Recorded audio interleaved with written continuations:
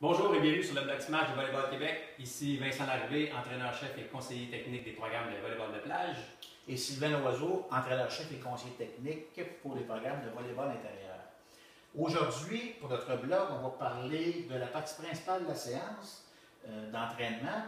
Demande qui est venue de plusieurs entraîneurs en début de saison au regard de l'orientation du travail qui devrait être fait. C'est une partie importante parce qu'en fait, le volleyball et le volleyball de plage, c'est des disciplines sportives qui demandent des multiples objectifs pendant la séance, dû au fait qu'on a beaucoup de savoir-faire moteur qu'on doit développer au cours d'une année. Donc, Sylvain, comment on doit s'y prendre afin de créer une séance qui est cohérente par rapport à cet objectif? Ce qu'il faut se souvenir, Vincent, par rapport à ça, comme je te si bien dit, nos séances ont un objectif multiple et l'ordre d'apparition des exercices va devenir très important. Dans un premier temps, ce qu'il faut se souvenir, c'est qu'après, lorsqu'on parle de la partie principale, c'est vraiment le corps de la séance, c'est-à-dire l'échauffement est fait, nos étudiants ou nos athlètes, maintenant on veut les faire travailler. Cette partie principale-là se divise en trois parties qu'on appelle le premier temps, deuxième temps, troisième temps. Vincent va te laisser parler de la partie du premier temps. Le premier temps de l'entraînement, c'est un temps d'apprentissage. C'est là où on peut amener des nouveaux éléments techniques, tactiques, où on veut approfondir certains éléments. C'est important de faire ça en début de séance parce que nos athlètes sont frais et dispo, le système nerveux n'est pas fatigué, la capacité d'absorption de l'information et la réponse motrice, c'est là où elle est meilleure. Donc, prendre le premier temps de la séance pour intégrer de nouveaux apprentissages, c'est vraiment une bonne stratégie à faire. OK. Par la suite, on va tomber dans le deuxième temps, où là, dans ce temps-là, on va développer, consolider, perfectionner les acquis qu'on a fait plus tôt, soit dans l'entraînement précédent ou quelques semaines auparavant. Okay? On les savoir techniques et tactiques en fonction de la période de l'année du niveau des athlètes. Donc, ici, déjà là, dans cette deuxième partie-là, on va commencer une légère fatigue auprès du joueur, mais le joueur est encore en mesure de pouvoir donner de la qualité dans ce qu'il fait. Et l'objectif, entre autres, c'est maintenant de voir si le joueur, les savoir-faire moteurs qu'il a appris auparavant, si maintenant il peut les faire dans diverses situations avec une certaine qualité. Par la suite, le troisième temps de notre séance, c'est dans le troisième temps que je fais le maintien des acquis. Okay? Ce que ça veut dire le maintien ici, c'est que je dois entretenir des qualités techniques, tactiques que j'ai vues auparavant, mais comme Vincent l'a mentionné un peu plus tôt, étant donné que ce sont des objectifs multiples qu'on veut atteindre, on ne peut pas tout travailler. Donc, dans la troisième partie, on va maintenir ce qu'on a acquis au niveau technique et tactique. Aussi, c'est la partie où on va pouvoir travailler, développer les systèmes fonciers, l'endurance, entre autres, qui est plus spécifique par rapport aux actions, et ainsi de suite. Donc, ça va se faire dans le troisième temps de la séance. Ce qui est important de retenir par rapport à ça pour le premier, deuxième et troisième temps, c'est que le niveau de fatigue joue un rôle prépondérant sur la qualité du travail.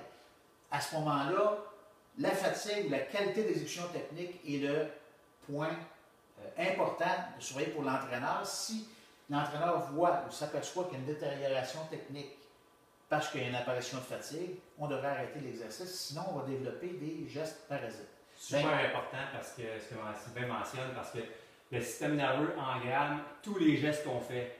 Donc, dès que la qualité se détériore, si on fait des gestes qui sont techniquement inadéquats, le système nerveux va l'engrammer également. Donc, on veut le moins possible travailler dans cette zone-là. Puis, toujours amener les concepts d'intention et de qualité d'exécution. L'athlète devrait toujours se retrouver, peu importe le drill ou peu importe le temps où on est, avec une intention qu'il connaît et à reproduire. Donc, c'est important. En même temps, on peut questionner les athlètes à ce niveau-là aussi, mais intention et qualité, super important que ça se retrouve au niveau des trois temps. Ces trois temps-là, Vincent, est-ce qu'on les retrouve aussi au niveau du beach? Super bonne question. Au niveau du beach, c'est la même séquence.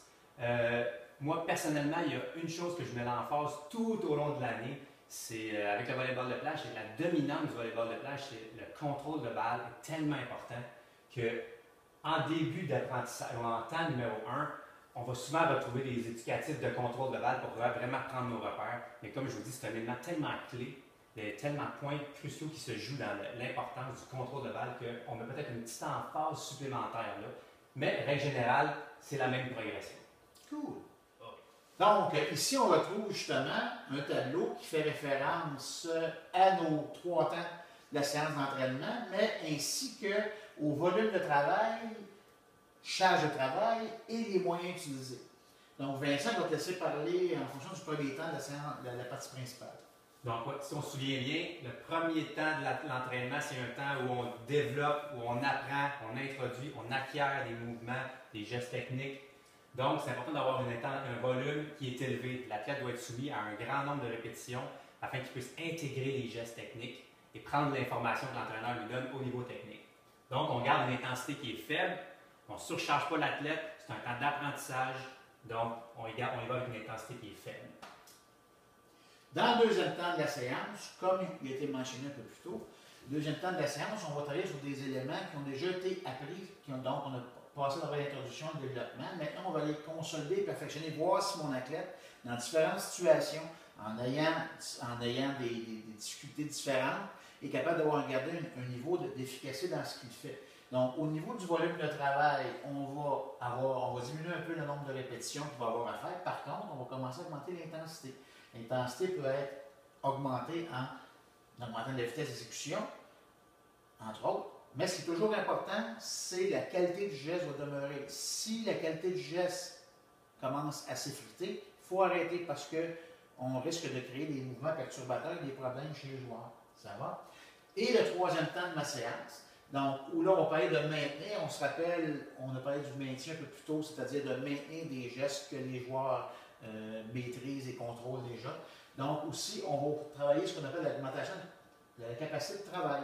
Donc, travailler justement les systèmes cardio-respiratoires, entre autres, les systèmes musculaires et ainsi de suite, pour que le joueur, en fait, puisse être capable de développer ces systèmes-là, ce qui vont l'aider à performer lorsqu'il va être sur le terrain. Donc, au niveau du volume, on revient à un niveau élevé. Au niveau de l'intensité, une intensité qui est moyenne à élevée, donc les efforts vont être de plus longue durée. Là, ce qu'on veut vraiment, en fin de compte, ici, c'est créer une certaine fatigue pour justement, c'est cette fatigue-là qui va faire en sorte que le joueur va développer ses qualités. Mais cette fatigue-là, encore là, doit être développée pas au détriment de la qualité du geste. Ça, c'est majeur dans tout ce que vous allez faire. Parce que le moment de maintien, en fait, ce qu'on veut faire, c'est que les skills que l'athlète a acquis puissent tenir dans un niveau qui va près de l'intensité optimale de match. Exact, exact. Et toi, Vincent, par rapport au volleyball de plage, est-ce que c'est sensiblement le même agencement qu'on retrouve? C'est encore une fois sensiblement le même agencement. Les différences vont être vraiment au niveau des conditions climatiques.